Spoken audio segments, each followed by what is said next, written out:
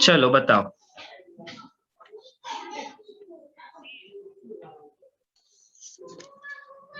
Primary lymphoid organ.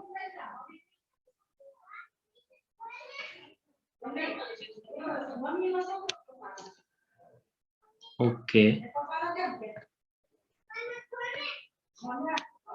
Primary का meaning क्या करेंगे?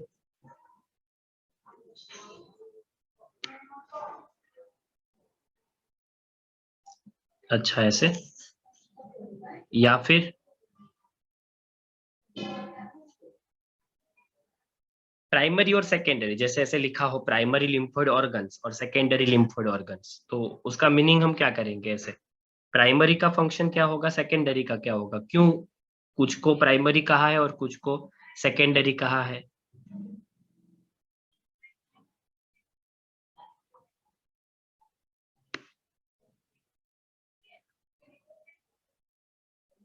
अच्छा,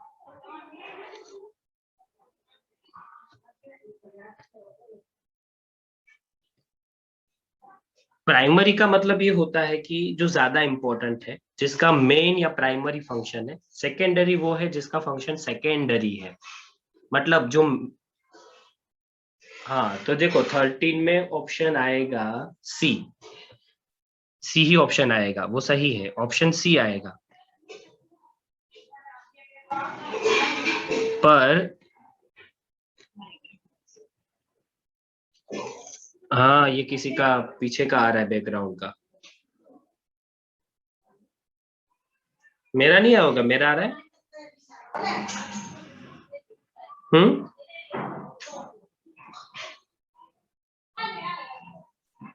अच्छा, चलो तो प्राइमरी समझ आया। इसका ऑप्शन होगा थाइमस और बोन मेरो। ये दोनों प्राइमरी ऑर्गन्स है। इसके अलावा जो कोई भी है वो सारे सेकेंडरी है। जैसे टॉन्सिल्स है, पेयर्स पैचिस है, और स्प्लीन है।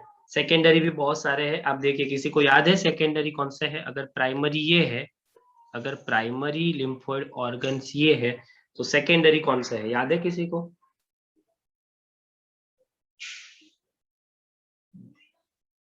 फिर सेकेंडरी लिम्फोइड ऑर्गन्स कौन से हुए? स्प्लीन, लिम्फ नोड, बराबर, बराबर, बराबर है। अपेंडिक्स, देखो तो पेयर्स पैचिस अपेंडिक्स है, टॉन्सिल्स है, स्प्लीन है, लिम्फ नोड्स है, ये सब सेकेंडरी लिम्फोइड ऑर्गन्स हुए।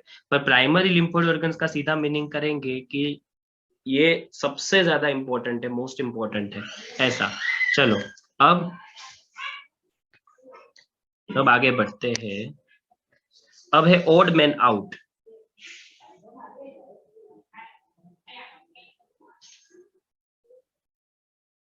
कैसे?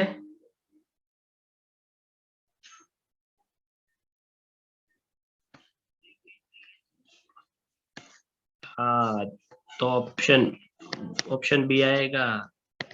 थाइमस प्राइमरी है, और हाँ, बाकी सारे जितने भी है ये सब है सेकेंडरी।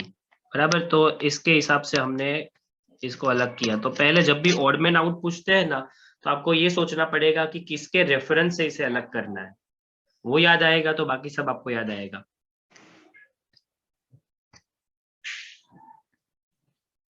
चलो, अब है ना 15 की तरफ बढ़ते हैं। 15 है, which of the following is not physiological barrier.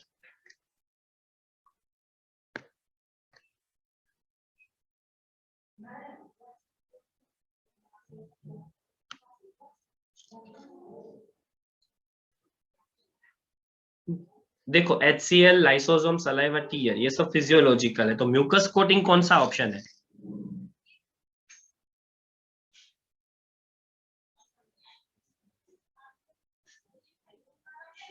तो देखो, हाँ, म्यूकस कोटिंग फिजियोलॉजिकल बैरियर नहीं है, बराबर। हाँ, तो कितने कितने बैरियर्स होते हैं? Physical, physiological, cellular. हाँ, हाँ बराबर है। तो उसमें फिजिकल बैरियर में क्या क्या आएगा?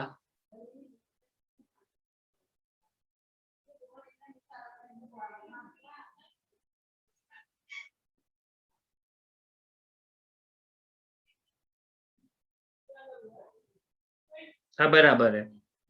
खासकर इंटेस्टाइनल ट्रैक्ट की जैसे बॉर्डर्स है, सारी सारे ऑर्गन्स की बॉर्डर्स, एपिथेलियम है, स्किन है, बराबर, म्यूकोजा है, वो सब आ गया।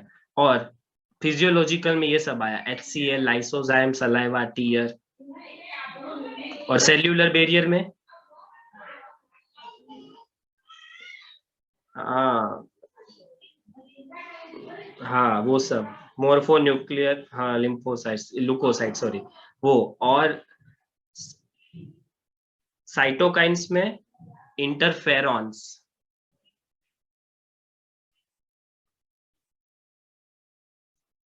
प्रोटेक्ट करने के लिए फॉर्म करता है। हम्म। अब जो है वो है 16, देखो।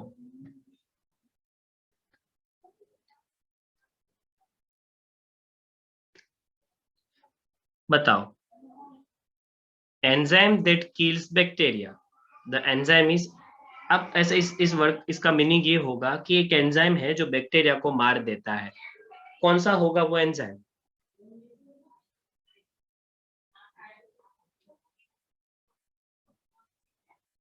और कोई? बराबर है, लाइसोजाइम ही आएगा। लाइसोजाइम वर्ड लाइसिस और प्लस एंजाइम से बना वर्ड है।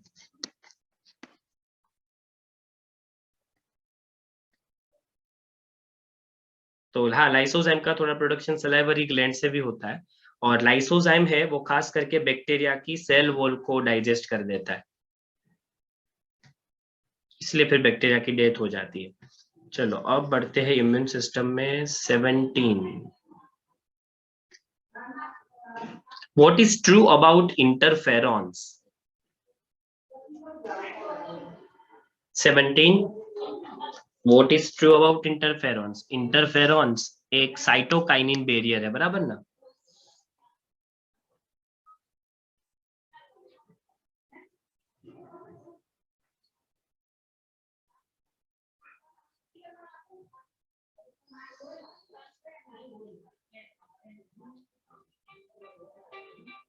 हाँ यही आएगा ना।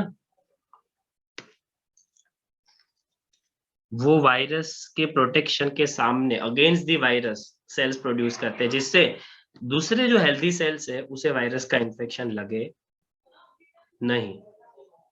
बराबर। हाँ,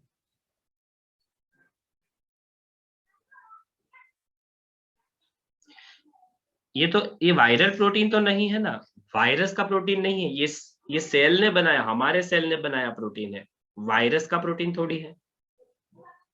बराबर। दूसरी चीज, इसमें बैरियर का खास याद रखना है कि बॉडी सबसे पहले फिजिकल बैरियर से रोकने की कोशिश करती है, बाउंड्रीज पहले होती है, इसलिए बाउंड्री सबसे पहले चीजों को अंदर आने से रोकती है। पर अगर सपोज बाउंड्री नहीं रोक पाई, तो फिर वो ऑर्गेनिज्म अंदर चला आएगा, फिर उसे फिजियोलॉजिकल बैरियर्स रोकने की कोशिश करेंगे, HCl रोकने की कोशिश करेगा, या फिर उसे फिर सलाइवा है, टीयर है, समझो वो भी नहीं रोक पाए तो वो ब्लड में आ जाएगा, फिर उसे ब्लड रोकने की कोशिश करेगा, तो तुरंत शुरू होगा सेल्यूलर जो बैरियर है वो, और उसे WBC मारने की कोशिश करेंगे। सपोज WBC नहीं मार पाए तो वो सेल में घुस जाएंगे, और फिर सेल उसे रोकने की कोशिश करेगा, जो होगा साइटोकाइनिन बैरियर।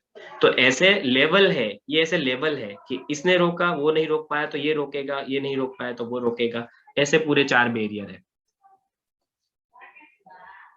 बराबर। अब एक्वायर्ड इम्यूनिटी,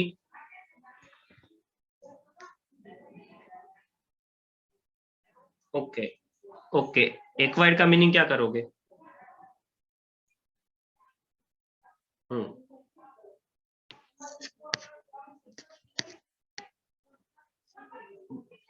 इसे अर्न करना पड़ता है, इसे कमाना पड़ता है, ये मुफ्त में नहीं मिलती, इसे खुद कमाना पड़ता है। तो एक्वायर्ड इम्यूनिटी कब प्रोड्यूस होती है, कब?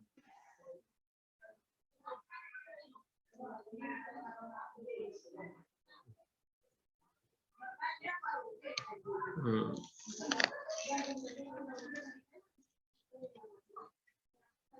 बराबर है। एक्वायर्ड इम्यूनिटी तभी होगी जब आप इन्फेक्शन के शिकार होगे।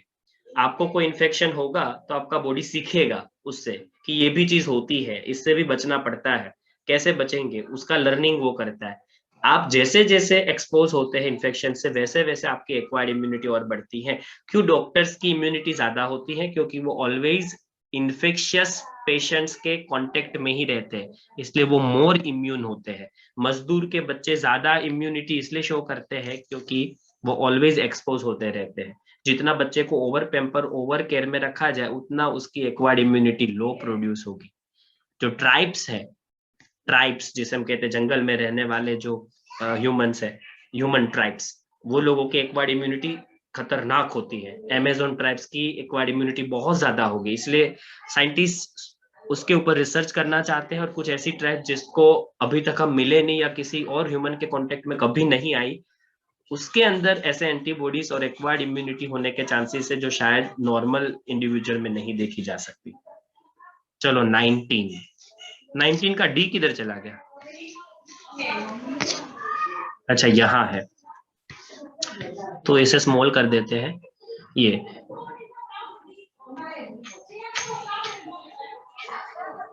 The rejection of organ transplanting in humans is prevented. मतलब आप किसी भी इंसान में कोई ऑर्गन डालते हैं, अगर उसकी किडनी फेल हो गई और आप किसी दूसरे इंसान की किडनी उसमें डालते हैं तो उससे प्रॉब्लम क्या होगा? चांसेस होते हैं बॉडी उसे रिजेक्ट करती है। बॉडी क्यों रिजेक्ट करती है?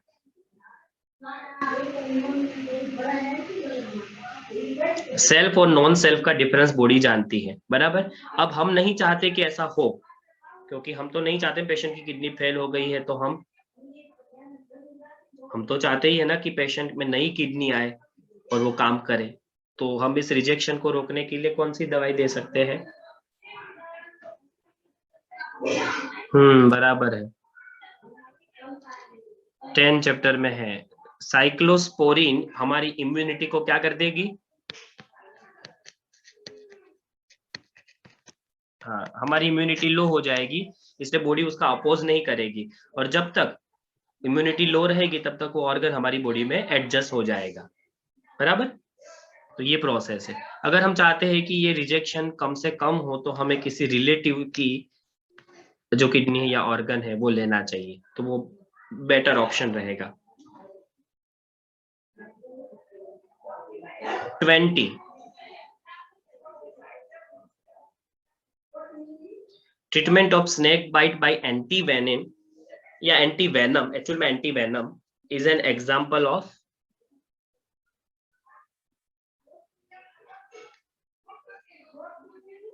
Snake bite. देखो, सांप ने काटा तो उसका जो जहर है वेनम, वो गया हमारी बॉडी में। ये वेनम के सामने बॉडी एंटीबॉडी बनाए उससे पहले इंसान मर जाएगा, क्योंकि ये इतना सीवियर है कि बॉडी को एंटीबॉडी बनाने का मौका नहीं मिलेगा। तब तक तो उस वेनम की सीवियरिटी की वजह से ही बॉडी इंसान की डेथ हो जाएगी। ऐसे केस में हम एक्टिव इम्यूनिटी का सपोर्ट नहीं ले सकते, क्योंकि बॉडी एक्टिवली वेनम के सामने एंटीबॉडी बनाए तब तक इंसान जिंदा बचेगा नहीं, क्योंकि ये इतना सीवियर है कि कुछ ही टाइम के अंदर वेनम की वजह से इंसान की डेथ हो जाती है। तो वेनम के सामने एंटी वेनम देना पड़ता है, ये एंटी वेनम है। ये किस चीज का एग्जाम्पल है एंटी वेनम?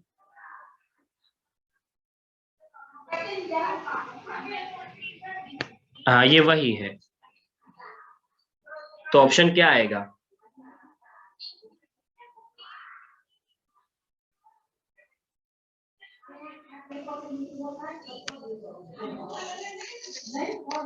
पहली चीज, आपने खुद ये एंटीबॉडी नहीं बनाया इसलिए पैसिव हुआ, बराबर। और ये प्रोसेस जो है वो आर्टिफिशियली एक्वायर्ड इसलिए है क्योंकि लैब सिंथेसिस बायोटेक की वजह से ही इसको सिंथेसाइज करवाया गया है और फिर आपको दिया गया है। आप कह सकते हैं कि नेचुरली एक्वायर्ड पैसिव इम्यूनिटी किसे कहेंगे?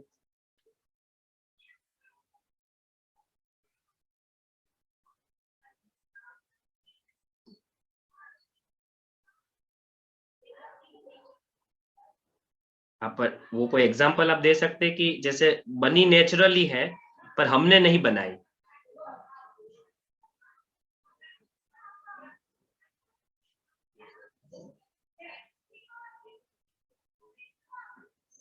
वो भी कह सकते हैं, पर बेस्ट एग्जांपल इसका क्या है कि मदर एंटीबॉडी बनाती है और एम्ब्रियोनल स्टेज में अपने बेबी को देती है। ये, हाँ, ये पैसिव इम्यूनिटी है, पर बनाई तो नेचुरली गई है ना। मदर ने तो खुद ही बनाई थी, नेचुरल प्रोसेस से बनी थी, मदर की बॉडी में मिली, हमें पैसिव वे में है। इसलिए आर्टिफिशियल जो है ना वो लैब में बनती है, बायोटेक के जरिए या जेनेटिकल साइंस के जरिए हम बनाते हैं, इसलिए वर्ड आर्टिफिशियल है। बराबर। हम्म। हाँ, गिफ्ट गिफ्ट में मिलती है, इसलिए तो वर्ड पैसिव है।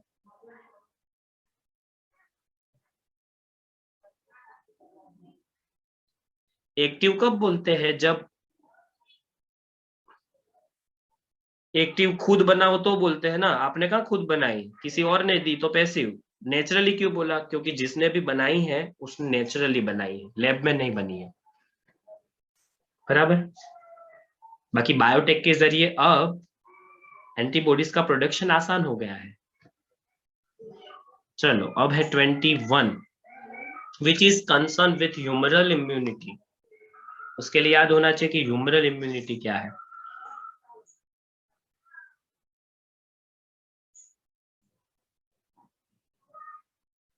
तो बता सकते हैं ह्यूमरल इम्यूनिटी क्या है?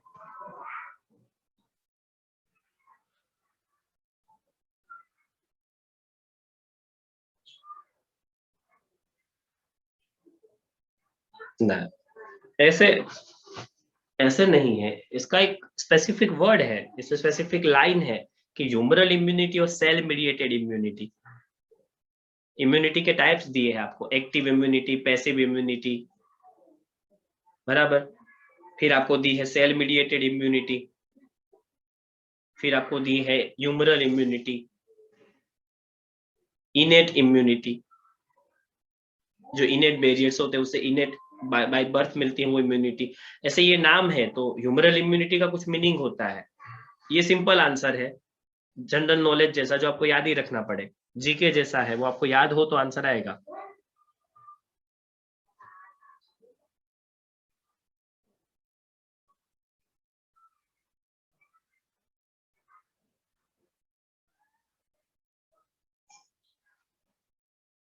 ये आपने रीड नहीं किया इसलिए आपको याद ही नहीं है। ह्यूमरल इम्यूनिटी एंटीबॉडी से मिलती है, एंटीबॉडी जो इम्यूनिटी प्रोड्यूस करता है उसे ह्यूमरल इम्यूनिटी कहते हैं, पर फिर भी आंसर उसका ए नहीं है। क्यों?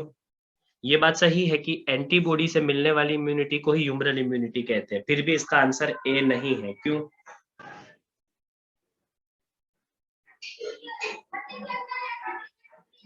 एंटीबॉडी कौन बनाता है बताओ? हाँ, इसलिए बी सेल्स को भी इंक्लूड करना जरूरी है। बी सेल्स बनाते हैं, ह्यूमरल इम्यूनिटी से कनेक्टेड है, इसलिए which is concern with humoral immunity, ये दोनों कंसर्न रखते हैं, क्योंकि एंटीबॉडी बी सेल से ही बनते हैं, इसलिए बोथ ए एंड सी। बराबर।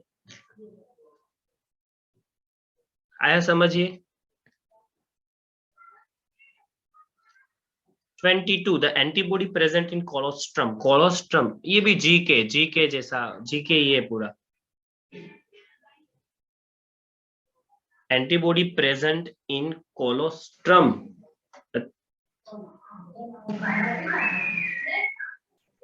तो आईजी ए कहाँ होती है ये बताओ?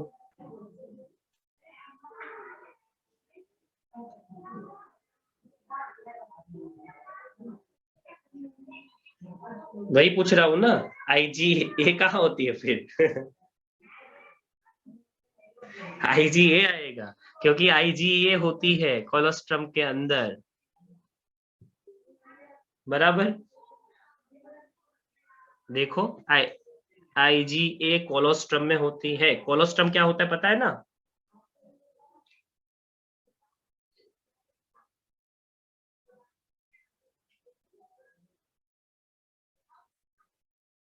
हाँ, कोलोस्ट्रम वो येलो कलर का मिल्क है जो मदर अपने लैक्टेशन के इनिशियल डेज में सिक्रेट करती है, उसमें आईजी यही होता है।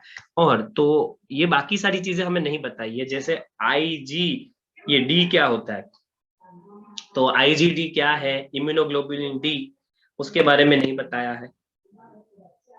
बराबर। ये 1% ऑफ प्रोटीन जो प्लाज्मा मेम्ब्रेन में होता है, ये इमेच्योर बी लिम्फोसाइट जो होते हैं वहां आपको मिलेगा। और इसका मेन फंक्शन जो है, इसका मेन फंक्शन यही है कि ये बी सेल्स को एक्टिवेट करने के लिए सिग्नल देता है। आईजीडी बी सेल्स को एक्टिवेट होने के सिग्नल्स देता है। आईजीई का आपको पता होगा, आईजीई किसके साथ जुड़ी हुई है, ये तो आता, ये बुक में है। आईजीई का कनेक्शन कहाँ है, याद है? आईजी ही हमें बैक्टीरिया के सामने प्रोटेक्शन देती है, पर आईजी का लेवल हाई कब हो जाएगा? एलर्जी,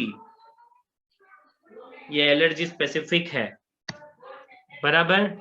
अब बचा आईजीजी, आईजीजी कहाँ होता है? आईजीजी भी बुक में है।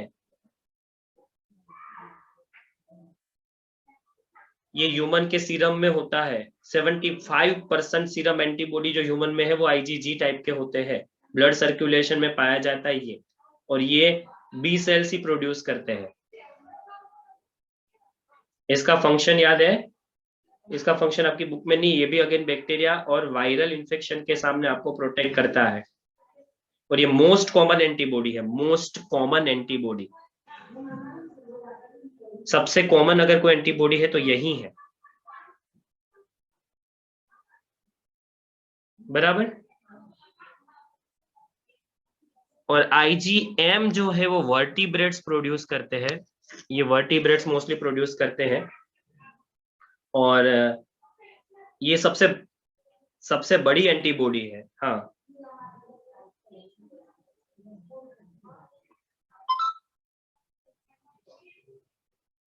और इसमें कैसा होता है पता, कि जब भी एंटीजन आपकी बॉडी में आता है ना, तो सबसे पहले यही एंटीबॉडी जो है वो अपीयर होता है। सबसे पहले अपीयर होने वाला एंटीबॉडी यही है, मोस्ट कॉमन ये वाला है।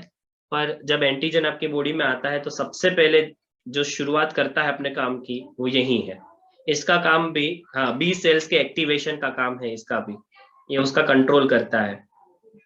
फर्स्ट लाइन ऑफ डिफेंस, आप ऐसा भी कह सकते हैं कि IgM first line of defence है। सबसे पहले यही आते हैं, युद्ध में लड़ने वाले सबसे पहले एंटीबॉडी यही है। पर इतना याद नहीं रखना क्योंकि आपकी बुक में है नहीं तो। पर आईजीए और आईजीई है। चलो, which is not true about CMI. CMI क्या है पता है? सीएमआई पहले क्या है? हाँ, मतलब सेल्स की वजह से मिलने वाली इम्यूनिटी। कौन से सेल्स देते हैं इम्यूनिटी?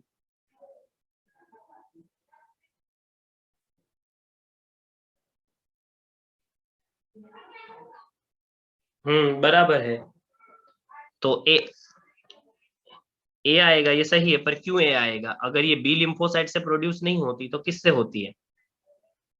हाँ, टी लिम्फोसाइट से होती है। ये एक्चुअल में टी लिम्फोसाइट से प्रोड्यूस होने वाली इम्यूनिटी है। उसी की वजह से जब ऑर्गन्स किसी का लाते हैं, ग्राफ्ट किसी का लेते, किसी की स्किन, किसी का मसल, तो वो रिजेक्ट हो सकता है। इसी की वजह से ये एक्वायर्ड इम्यून रिस्पॉन्स देता है हमें। और यही हमें सेल्फ और नॉन सेल्फ के बीच में डिफरेंशिएट करवाता है, ये यही है टी। और उसी से प्रोड्यूस होने वाली इम्यूनिटी सीएमआई है। चलो, अब वैक्सीन इज, वैक्सीन क्या है?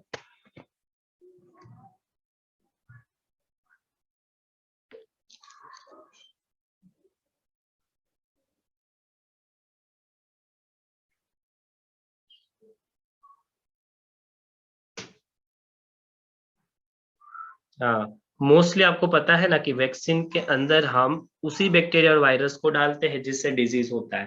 पर इसे या तो कील करके डालते हैं या तो एक्यून करके डालते हैं, मतलब उसकी डिजीज करने की पावर को छीन लेते हैं, वायरुलेंस पावर जिसको कहते हैं, और फिर डालते हैं। या तो फिर कंप्लीटली किल करके ही डालेंगे, मरे हुए ही डालेंगे, जिससे वो अंदर जाके डिजीज तो नहीं कर पाएंगे, पर हाँ, इम्यून सिस्टम उसके सामने एंटीबॉडी बनाना शुरू कर देगी। इससे डिजीज भी नहीं होगा और एक्वायर्ड इम्यूनिटी भी जनरेट हो जाएगी।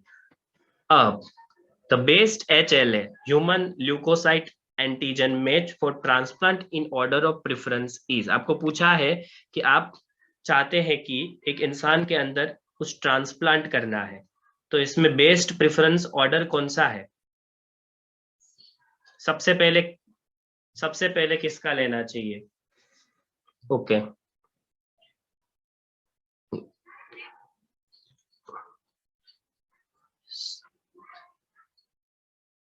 बराबर है। ट्विंस, अगर मोनोजाइगोटिक ट्विंस है तो उसमें जेनेटिक्स सेम होने के चांसेस है, तो उसमें रिजेक्शन के चांस कम है। अगर ट्विंस ना मिले, ट्विंस नहीं है सपोज, तो फिर सिबलिंग्स, क्योंकि वो एक ही पेरेंट्स से बने हैं तो उनके भी जेनेटिक्स में काफी मैचिंग होगा। सिबलिंग्स में से भी नहीं मिल सकता तो पेरेंट्स, क्योंकि हमारे जेनेटिक्स हमारे पेरेंट्स से आए हैं तो हम उससे काफी मिलते जुलते हैं। वो भी ना दे सके तब अनरिलेटेड डोनर को लास्ट में देखना चाहिए। बराबर। अब आगे 26, drugs against allergy include. Allergy हुई है तो कौन सी दवाई देनी चाहिए?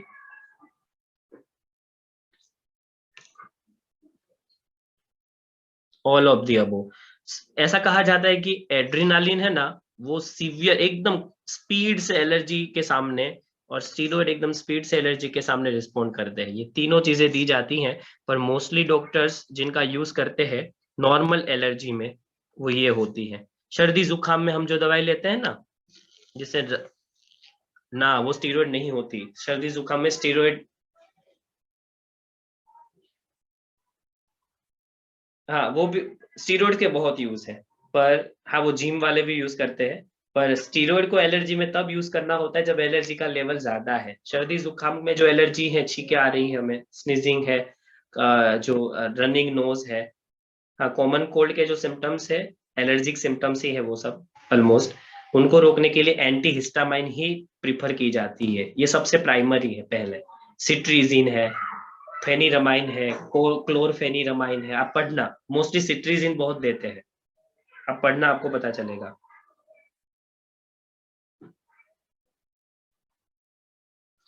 हाँ देखो, फिर स्टीरॉयड दिए जाते हैं उसके बाद में, फिर ये दोनों दी जा सकती है साथ में अगर लेवल ज्यादा है तो, क्योंकि स्टीरॉयड से भी एलर्जी बहुत फटाक से सही हो जाती है, खास करके सर्जरी के वक्त पोस्ट सर्जिकल किसी इंसान को स्किन में बहुत बड़ा स्वेलिंग ना आए, उस स्वेलिंग को प्रिवेंट करने के लिए स्टीरॉयड का इंजेक्शन दिया जा सकता है। और फिर एड्रेनालिन, पर एड्रेनालिन को यूज करने से पहले एक बार देखना पड़े, अगर पेशेंट को हार्ट की डिजीज है तो देखना इसलिए पड़े क्योंकि एड्रेनालिन की वजह से ब्लड प्रेशर हाई हो सकता है, और ऐसे पेशेंट जिसको हार्ट की प्रॉब्लम है उसे हार्ट अटैक आ सकता है। इसलिए एड्रेनालिन हार्ट पेशेंट को नहीं दिया जाना चाहिए, ये ध्यान रखना पड़ता है। तो एड्रेनालिन का इस्तेमाल कब करे और कहाँ करे वो पता होना चाहिए।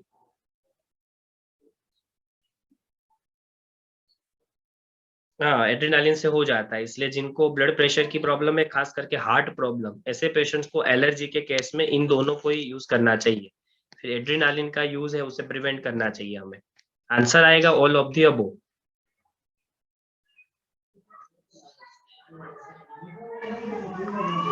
ये तो नेचुरल इफेक्ट है। देखो स्टीरॉइड्स बॉडी भी बनाती है, और बॉडी में याद हो तो बॉडी में एक स्टीरॉइड बनता है, याद है, कोर्टिसोल। कोर्टिसोल नाम का जो स्टीरॉइड है वो बॉडी खुद ही बनाती है, एड्रिनल ग्लैंड।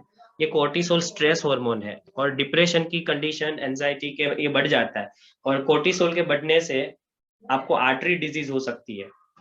आर्टरी की इलास्टिसिटी जो है वो जा सकती है, इम्यून सिस्टम लो हो सकती है। इवन हमारी बॉडी में भी जो स्टीरॉइड्स बन रहे हैं, अगर उनका भी लेवल इंक्रीज हो जाए, जो कि स्ट्रेस कंडीशन में हो सकता है, तो उससे भी साइड इफेक्ट है। ये नेचुरल है कि स्टीरॉयड की साइड इफेक्ट ज्यादा है, इसलिए हो सके तब तक स्टीरॉयड का यूज नहीं करना चाहिए। हाँ टॉपिकल स्टीरॉयड प्रॉब्लमेटिक नहीं है, स्किन पे लगाने के लिए जो स्किन डॉक्टर्स देते हैं ना, उससे उतना प्रॉब्लम नहीं है। मोस्टली स्किन डॉक्टर स्टीरॉयड का बहुत ज्यादा यूज करते हैं, पर उससे उतना डैमेज नहीं है, उसे लिया जा सकता है। जो आप टेबलेट के फॉर्म में, इंजेक्शन के फॉर्म में स्टीरॉयड लेते हैं, उसे उसे हाँ उसे टोटली अवॉइड करना चाहिए, मतलब रिक्वायरमेंट ना हो तो। सर्दी जुकाम में भी लोग स्टीरॉयड यूज करते हैं, उसे नहीं करना चाहिए।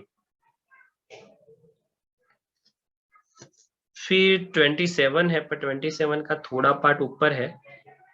एक काम करते हैं, अपने यहाँ से चलते हैं और मिस मैचिंग के हिसाब से देखते हैं। 27 में देखिए, सिलेक्ट द मिस, क्या ये सही है ए वाला ऑप्शन?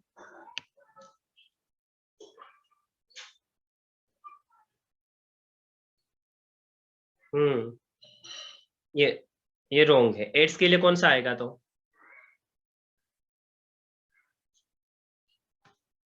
हाँ तो मिस, मिस मैचिंग लिखा है इसलिए तो वही आएगा, ये मैच। हाँ मैच। हाँ पर ये बता दो तो एड्स के डायग्नोस्टिक टेस्ट कौन से हैं? विडाल नहीं है तो एलिजा है दूसरा, पीसीआर है, और एक और रह गया western blot.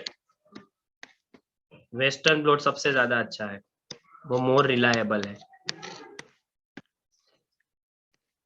Western blot PCR, हमें टेक्निक नहीं दिखाई है, सिर्फ पीसीआर और वेस्टर्न ब्लॉट ये टेक्निक दिखा है। वेस्टर्न ब्लॉट देखो, इसमें वेस्टर्न ब्लॉट, साउथर्न ब्लॉट, ऐसी बहुत सी टेक्निक है। वेस्टर्न ब्लॉट को सिंपली अगर देखें कि उसका मैकेनिज्म क्या है, तो ये जो टेक्निक है वो स्पेसिफिक प्रोटीन को डिटेक्ट करती है। इसका काम है स्पेसिफिक प्रोटीन को डिटेक्ट करना जो कि फॉर्म हुआ है अगेंस्ट द वायरस, बराबर, ये इसका मेन काम है।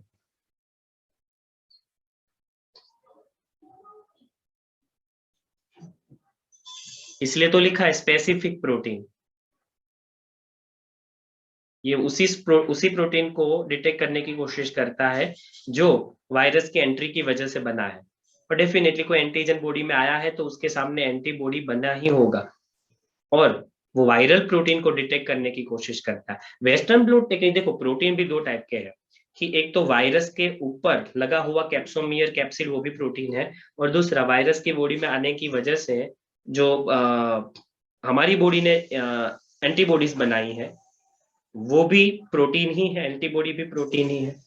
तो यहाँ पर एक्चुअल में ये जो वेस्टर्न ब्लॉट टेक्निक है उसका काम ये है कि प्रोटीन जो है उसे डीनेचर करना, और उसके बाद वेस्टर्न ब्लॉट टेक्निक अमाउंट पे काम करती है।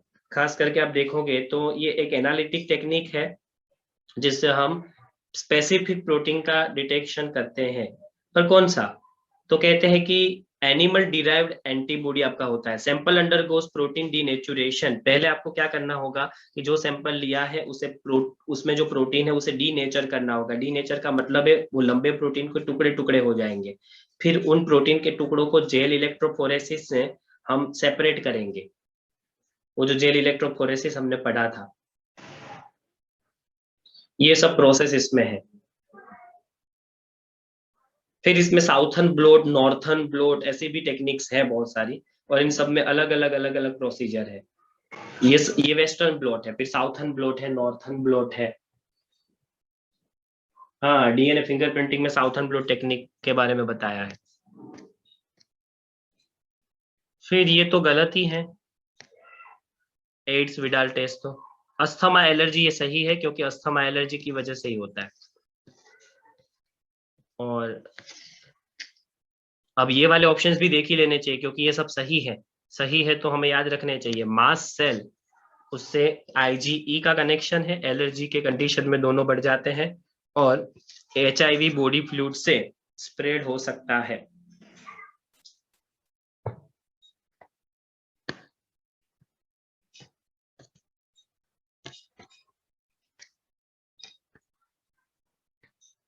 चलो अब ये आगे, the soldier of a country kill their own king. ये सेंटेंस कहाँ सही पड़ रहा है?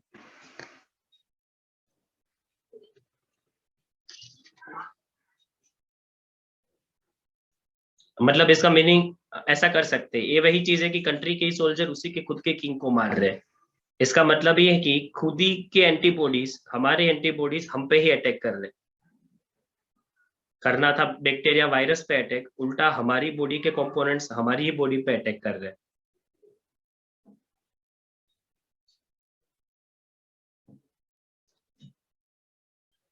क्यों? ऑटो इम्यूनिटी ऐसा डिजीज है जिसमें हमारी बॉडी के ही एंटीबॉडी हमारी ही बॉडी के ऑर्गन्स पे अटैक करते हैं। हाँ हाँ, बस ये जब सेल्फ और नॉन सेल्फ को डिस्टिंग्विश करने में बॉडी फेल हो जाती है तब ये डिजीज की शुरुआत होती है। इसे रोकना ऑलमोस्ट नामुमकिन जैसा है, क्योंकि कहीं ना कहीं ऐसा माना जा रहा है कि ऑटो इम्यून डिसऑर्डर्स का बेस जेनेटिकल है और जीन्स को चेंज करना मुश्किल है। तो कौन से डिजीज है इनमें से auto immune diseases?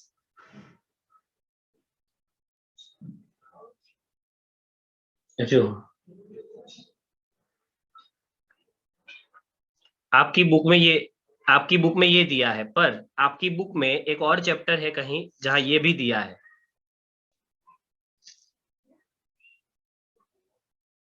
Myasthenia gravis. देखो, मायस्थेनिया ग्रेविस मसल्स का डिजीज है जिसमें बॉडी के एंटीबॉडी हमारे मसल्स के ऊपर अटैक करते हैं, जिससे खास करके न्यूरोमस्कुलर जंक्शन जो है वहां, इसीलिए मसल्स में वीकनेस आएगी। रूमेटॉइड आर्थराइटिस में खास करके जो अटैक होता है वो होता है साइनोवियल मेम्ब्रेन, जो साइनोवियल जॉइंट बनाता है, और उसकी वजह से रूमेटॉइड आर्थराइटिस होता है। रूमेटॉइड हार्ट डिजीज वो भी एक ऑटो इम्यून डिजीज है, रूमेटॉइड हार्ट डिजीज। उसमें ये होता है कि हार्ट का जो पेरिकार्डियम है उसके ऊपर एंटीबॉडी अटैक करते हैं। एक और डिजीज है मल्टीपल स्क्लेरोसिस, जिसमें नर्व्स के ऊपर जो फैट का माइलिन का लेयर होता है, जो नर्व्स को प्रोटेक्ट करता है और उसकी स्पीड बढ़ाता है इम्पल्स की या कंडक्शन की, उसे डैमेज करता है, उसे कहते हैं मल्टीपल स्क्लेरोसिस। ये सारे डिजीजेस ऑटो इम्यून डिजीज है, पर बुक के हिसाब से ये दो याद रखने आपको। ये मुझे भी याद अभी नहीं आ रहा, ये कहीं है, ये दूसरे कहीं चैप्टर में दिया है, और रूमेटॉइड आर्थराइटिस है वो हमारे अभी 8 चैप्टर में ही है।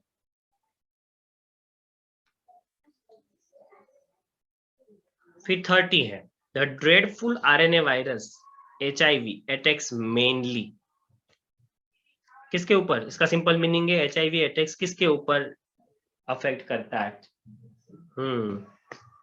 Helper T cells. कोई बताएगा है हेल्पर टी सेल्स का काम क्या है?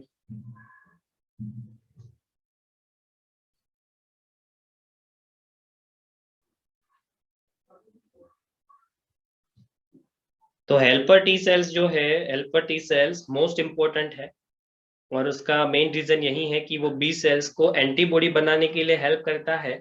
ऐसा नहीं, पर उसके साथ साथ वो मैक्रोफेजिस को भी बताता है कि जिससे माइक्रो ऑर्गेनिजम्स जो है उसे वो खा सके।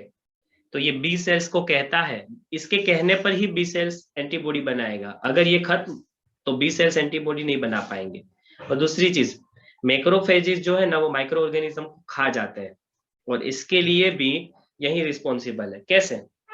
ये क्या करते हैं, साइटोटॉक्सिक टी सेल्स जो होते हैं, helps activate the cytotoxic T cells, जिसका मीनिंग ये होगा कि इन्फेक्टेड टारगेट सेल्स कहाँ है उसके बारे में बताया जाएगा, जिससे मैक्रोफेजिस आए और जिन जो सेल इन्फेक्ट हो गए उसको खा जाए। हाँ, वो मैक्रोफेजिस ही है एक्चुअल में। WBC मतलब वो WBC का मॉडिफाइड वर्जन है मैक्रोफेजिस। मैक्रो मतलब बड़ा, और वो सीधा खा ही जाता है। हाँ हाँ, सुडोपोडिया बना के खा जाता है। और HIV वायरस में इन्फेक्शन, एड्स में हेल्पर टी सेल्स के खत्म होने से ही प्रॉब्लम होता है, क्योंकि हेल्पर टी सेल्स गए तो फिर बी सेल्स एंटीबॉडी बना नहीं पाएंगे, तो आपको बहुत सारे डिजीज हो गए, और उसके सामने मिलने वाली ह्यूमरल इम्यूनिटी है वो डाउन हो गई, क्योंकि बी सेल्स बंद काम करना, तो एंटीबॉडी प्रोडक्शन बंद, एंटीबॉडी बंद प्रोडक्शन, तो ह्यूमरल इम्यूनिटी एंटीबॉडी से ही मिलती थी वो भी बंद।